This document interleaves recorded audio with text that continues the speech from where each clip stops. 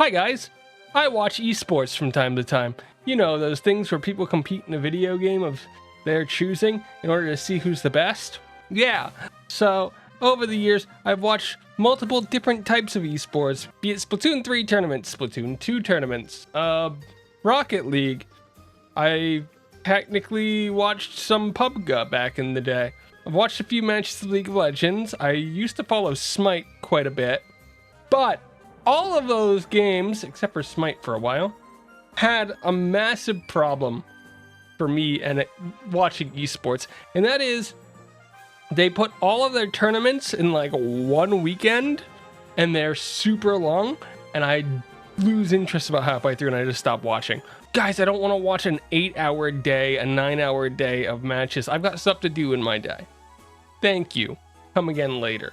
But do you know the esport that I've probably been following the longest and the one that I have the easiest time watching?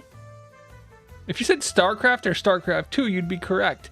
And don't get me wrong, the NA and the EU scene definitely has this 6 to 9 hour, literally just last weekend, they had multiple 9-hour days for a weekend tournament, and I've watched the first 2 matches.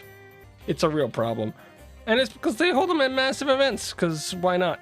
But they do this whole thing where they host the entire tournament over like a single weekend, and I just don't watch any of it. But out of Korea, there's an interesting system. You have your tournament, but you space it out in chunks over multiple weeks or months. So in StarCraft, Brood War, old game, 1998, still running, their most recent tournament just finished last week, and it's been going on for like 2 months, maybe 2.5 months.